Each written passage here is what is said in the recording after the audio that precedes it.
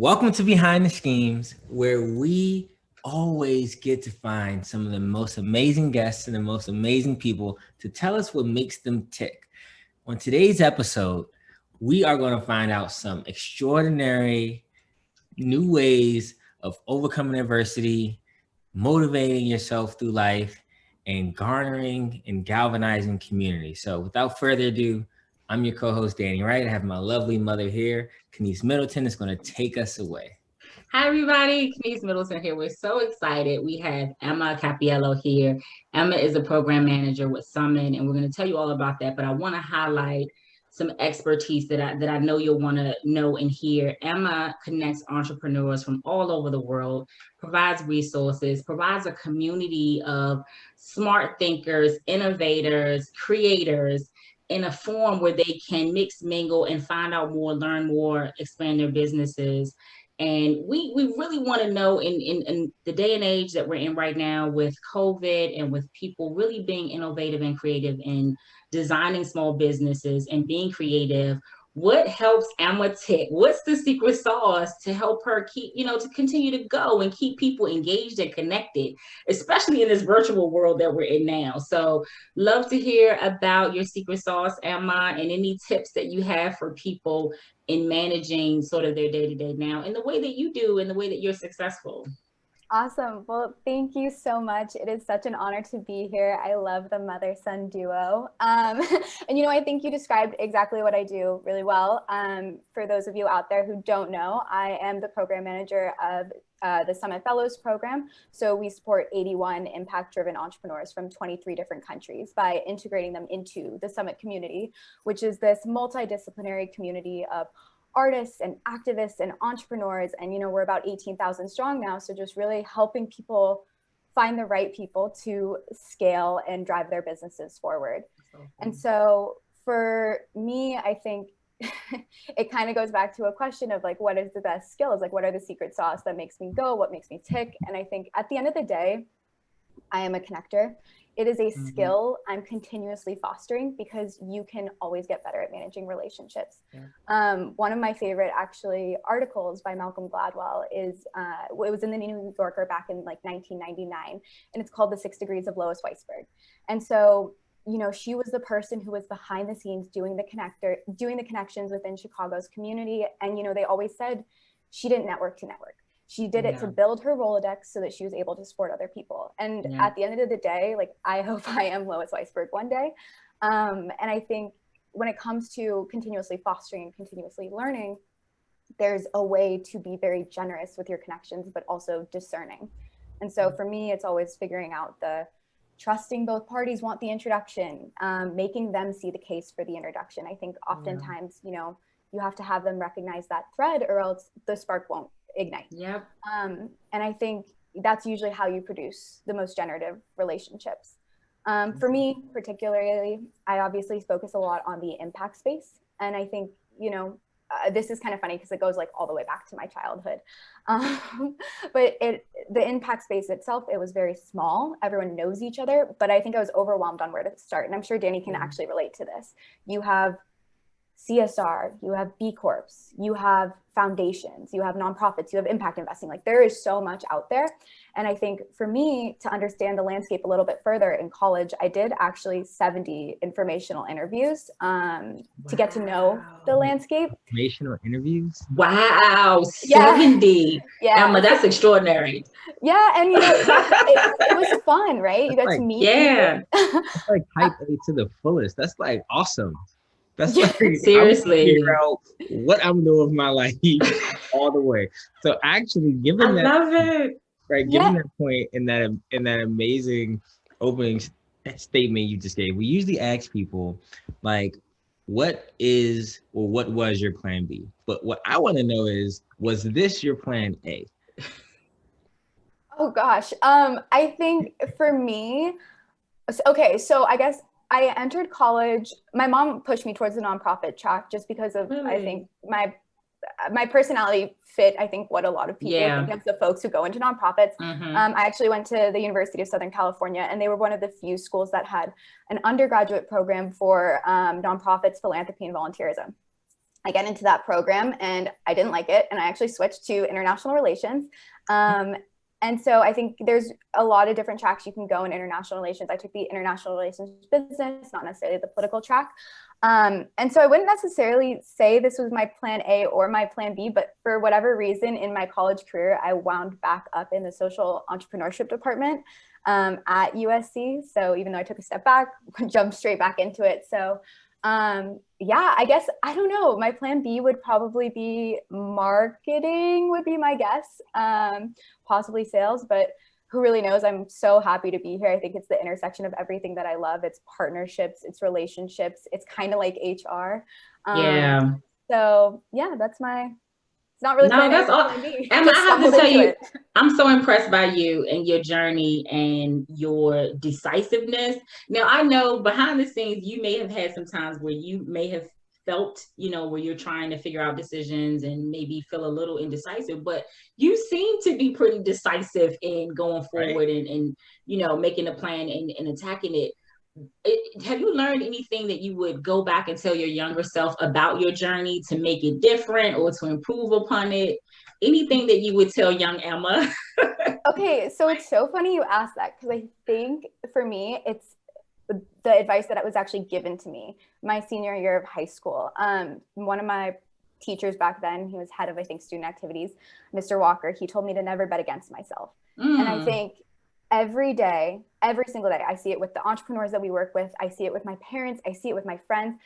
People face imposter syndrome all the time, and I experience it all the time. And I don't think it necessarily, people usually apply it only to entrepreneurs, when I don't think that's the case. It can be applied to pretty much anyone working or whatever you might be doing.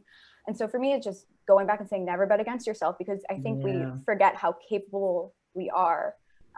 Especially when we're in the thick of it. It's really hard to take a step back and be like, I can do this, or like, I am able, I am deserving, I have earned my place to do this. So that's probably the advice I would give myself, is something that I was given, and I have to constantly remind myself of. I should really just like get a tattoo of it so I can look at it every day. I love that. Never bet against yourself. I love that. I love that. It definitely takes time to kind of mature into that mindset. Right. And some people don't get that until they're much older. Some people get that a little bit younger. Sounds like you got it right at the right time, right? It is a practice to keep reminding, what is it? Positive mental attitude. You have to keep reminding yourself, like, never bet against yourself. You are your biggest supporter, and you always will be your biggest supporter, first and foremost. So maybe not to your mom, but like besides that.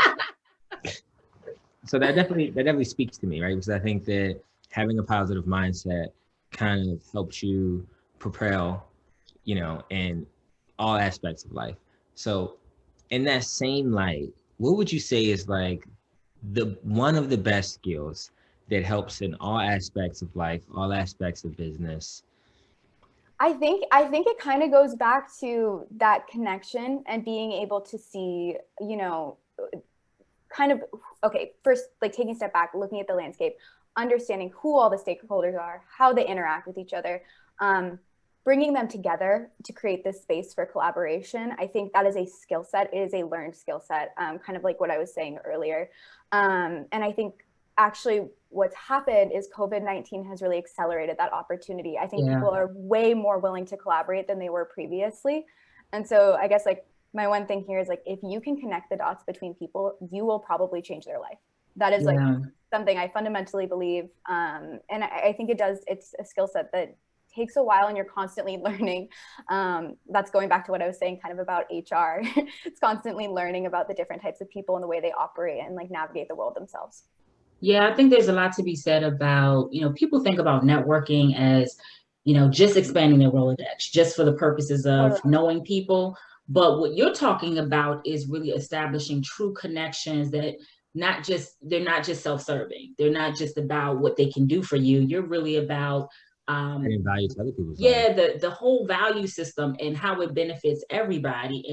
And that's another aspect of secret sauce. Seriously. And it really turned out to be transactional. I think it's actually, I think a community principle of ours at Summits is just a non-transactional community. It's just building and fostering these relationships, because like, you don't know what's going to happen 5, 10, 20 years down the line. That person might be someone that's very instrumental to your next step forward. But just because they aren't quite there yet in that moment doesn't mean you need to force it by any means. Just keep that relationship going. And I would say that even to that, networking can be very linear at times. And what you've described is really creating an ecosystem. And like you said, a non-transactional community that lives, breathes, and grows with one another. And through that, through being a connector, you really cultivate opportunities for more people. So yeah, there's a great entrepreneur himself. His name's Eric Berlow. He's a data scientist and ecologist, and he actually studies these network maps. So happy to drop a link in. That'd be Emma awesome. has all the resources. I know.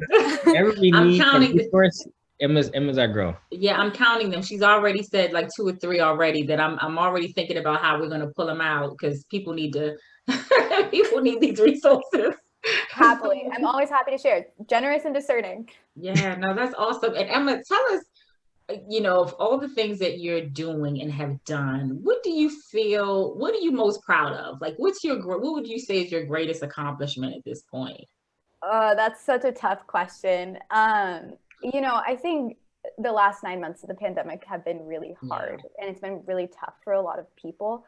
And overall, I think I'm really proud of our small team who was able to pivot during the pandemic, still provide value. And, hindsight's 2020, right? I could go back and point out a million things I would have done differently or provided value in a different way. But at the end of the day, I think what we were able to do and pull off, like in 9 months, I'm personally very proud of like what our team has done and continue to drive value. And so I know that's not necessarily like that personal to me, but I think it keeps me going, and it makes me really excited about what's in front of us. If we got through all of that, like what lies ahead of us, we can do anything now. So that's a little bit more of the attitude and mindset I have towards that. Yeah. And so in that same light, what would you say was, I guess, the biggest challenge you've overcome, and how did you do it? Okay, so I think for me, I mean, there's always challenges you overcome, right? Day to day. I think every day you're learning, you're growing. I think personally, this is a little bit more personal, but I had scoliosis and I still do.